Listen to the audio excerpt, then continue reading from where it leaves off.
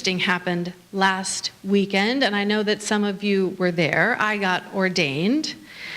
Thank you.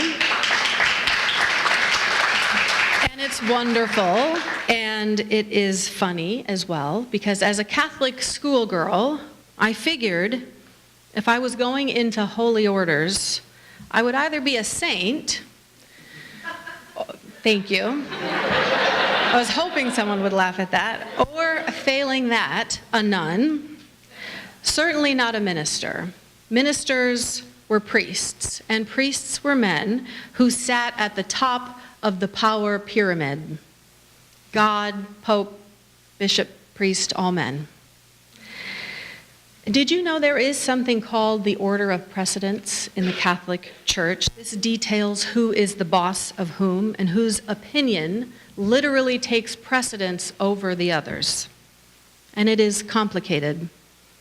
And I will tell you that despite being raised Catholic, I was also raised with parents who are labor union Democrats. So growing up, my parents protested and picketed and boycotted, not to change the world necessarily, but just to keep things fair, you know, like making sure the rich white men weren't shutting down the government and starving us all. Just fair things like that. So you can imagine the cognitive dissonance that caused in me as a young child. 6 days a week, power to the people. On Sunday mornings, the order of precedence. And as a young girl, I was way at the bottom. By the time I had my own child, I was looking for a way to go to church on Sunday morning and bring my whole self. Not just my spiritual self, but my mind as well. And when I searched for a church that resonated with me, I found a UU church, Cedars on Bainbridge Island, which you all probably know. And on their website, they said that in religious education classes, they taught the kids about feminism. Well, that settled it for me. My son was a baby at the time, but this was exactly the kind of environment I wanted him to grow up in. Equality as a lived spiritual principle. So I attended the church, and of course, who do I see when I walk into the room but a woman in the pulpit? A woman. This was Reverend Barbara Tenhove. Now I knew intellectually that one of the ministers was a woman. I had visited the website. But to see her in person, standing up there, I really was moved by the sight of her. And I thought, now here is a church I can be part of. Here is a church where the values of my labor union Democrat upbringing are woven into the fabric of spiritual life. Like Kitsap, Cedars, though now it calls itself Cedars UU Church, it actually started as a fellowship. And this means that when it started, there was no minister. It was lay-led, like Kitsap was at its beginning, and like Kitsap has been for the last 3 years or so. And I'll tell you, before I went to seminary, I had been to a handful of UU congregations, mostly in the Northwest, mostly fellowships. But after going to seminary, I realized how different Unitarian Universalism is across the country. I have visited so many different UU congregations. They're all so varied. And part of that is because of the people who make up these congregations. We are a congregationalist faith, which means that each congregation gets to decide who they are. It's the congregations, actually, who get to ordain ministers. It doesn't come from God or even the UUA. It comes from the people. And the identity of the congregation itself comes from the people. You can see how this fits with my values growing up, and how truly revolutionary this is, and how countercultural. Now, fellowships are even more unique, in that they were really an evangelical movement that came out of the UUA between 1948 and 1967, when a man named Monroe Husbands went around the country and encouraged people with Unitarian values to start their own congregations. They didn't need a minister. If they had a few dedicated lay leaders, they would gather what they called like-minded people and organize themselves. The intention was for them to eventually become churches and to hire ministers. But of course, what happened was that some of these groups didn't want to become churches. They wanted to stay fellowships. And some of them didn't want to hire ministers ever. They wanted to stay lay-led. And all of this innovation changed Unitarianism in America permanently. Even those fellowships who have become churches and hired ministers, they retain that sense of themselves as fellowships. Now let me read to you something that's on the UUA website.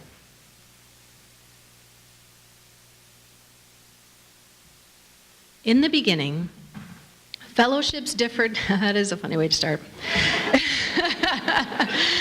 Fellowships differed from churches in a number of ways. One, of course, was their usually small size. Other characteristics included greater intimacy, spontaneity, informality, and directness. Do-it-yourself and lay-led, they offered and demanded more personal involvement and participation, more identification with the group, and a greater sense of responsibility for the community's operation. In the words of one observer, fellowship members joined an experience rather than an institution. The fellowship movement's approach to religious experience influenced larger, more tightly structured congregations in the association. Fellowships understood from the beginning that lay involvement was essential to survival and success. While Unitarian Universalism has a long and proud history of lay leadership, some have seen in the fellowship movement the birth of shared ministry. Lay people in fellowships created Sunday services, developed and carried forth religious education programs, and maintained an environment where differing voices might be heard. Now, as a professional minister, newly ordained, who came out of a fellowship-based church, identified by them as a minister among them and ordained by them, I identify as a fellowship minister. I believe deeply in shared ministry. I believe that the people of a congregation get to say who they are and how they run things and what matters to them. I believe that ministry, as the poet Gordon B. McKeeman says, ministry is all that we do together. But I'm up here wearing this stole that you all gifted to me actually through Eric just this past weekend. We get to celebrate with cake, which I'm very excited about. I'm wearing this stole because I'm the professional minister. But what role does a professional minister have in a lay-led fellowship congregation? This is an excellent question, and one that I want you all to keep thinking about after today. Partly because we have stewardship starting next week, and you get to steward this congregation as a democratically organized group in the direction that you would like this congregation to go, with not only your financial investment, but your time and your energy and your personal commitment. You get to say, what is KUUF? Who are we and where are we going? And next week, we'll have an excellent preacher, Reverend D. Vandiver, to help us really think about those things. But as we figure it out together, I am here to listen to you, to talk with you, whether it's about KUUF or your own personal spiritual journeys, your triumphs and your struggles. And I'm here to get to know you, to celebrate with you, to mourn with you, to honor the rhythms and rituals of KUUF and your own lives. And I'm here to help you each, and Kitsap as a whole, grow and develop the strongest, healthiest, and most robust ministry that it can. And I also have a committee called the Committee on Shared Ministry, who is working with me and supporting me and us in doing that.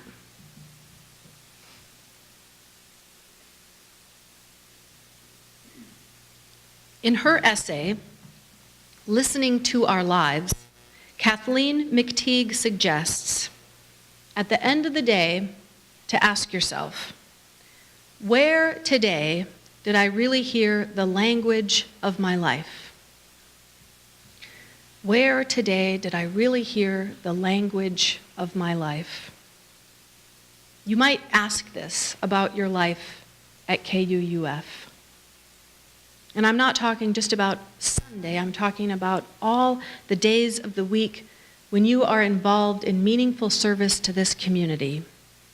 Where do you hear the language of your life? I heard the language of my life in church work, being in religious community like this. This is my calling. It's my jam, as they say, my song. And so I went to school, and I learned about Unitarian Universalism and its history and its current movements, about worship and ritual and how to create sacred space, about theology and the journey of developing one's own spiritual beliefs and practices. I learned about religious innovation and virtual church, that's a thing. I learned about pastoral care, and I listened a lot.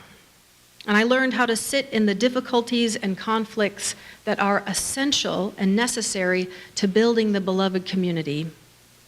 And I learned about the beloved community and what it might look like, and how, as a white person, I have a limited view of what that might be, and that I need to turn to people of color and indigenous people to help me expand my vision. And I loved it. All of this learning. There's that familiar quote by Howard Thurman. Don't ask what the world needs. Ask what makes you come alive, and then do that thing. Because the world needs people who are alive. I learned through those years of seminary that the thing that makes me come alive is being right here with you all, helping you figure out what makes you and KUUF come alive. Because every one of you has a personal ministry. You all have a calling. Every one of us in this room is a minister. In a 1992 study from the UUA called Our Professional Ministry, Neil Shadle wrote, "Ministry is the vocation of every person of faith, and Unitarian Universalism as a democratic faith affirms the priesthood of all believers. We are all lay ministers, whether or not we choose to be professional religious leaders. This belief in the priesthood of all believers is central to who we are as a religious movement. And this congregation has so many wonderful ministries that everybody in this room has put so much of their time and energy and effort into. We have our individual ministries, each one of us, our personal callings, the places where we hear the language of our life that arise out of our deep spiritual truths. But we also have the Social Justice Committee, welcoming and membership, religious exploration, worship and music, directors of RE, music and choir directors, these are all ministers too. And we have the small group ministry of Chalice Circles, which if you want to join one, please speak to me because I know they're looking for members. And I'm here to support the growth of all these ministries. And all these ministries together is what makes Kitsap Unitarian Universalist Fellowship.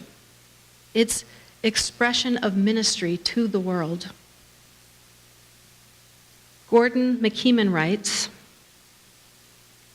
"Ministry is all that we do together.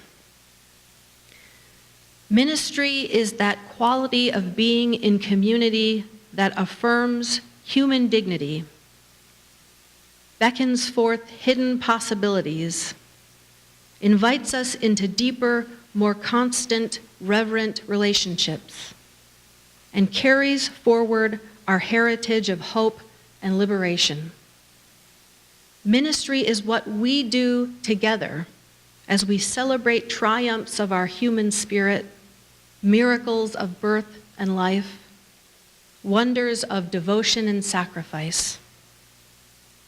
Ministry is what we do together with one another in terror and torment, in grief, in misery and pain, enabling us in the presence of death to say yes to life. We who minister speak and live the best we know with full knowledge that it is never quite enough, and yet are reassured by lostness found, fragments reunited, wounds healed, and joy shared. Ministry is what we all do together." I am here to help you figure out how you can grow and thrive, how KUUF can grow and thrive.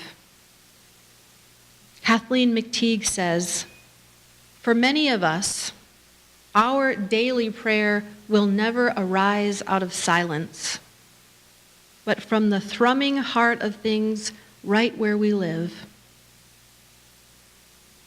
You are the ones who get to say what Kitsap UU Fellowship is.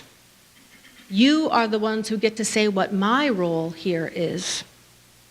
And we all get to work together, building relationship, building community, learning from one another. And through this process, find the language of our lives here in this congregation. Through service to one another in this community, in the thrumming heart of things, right where we live. This is our shared ministry.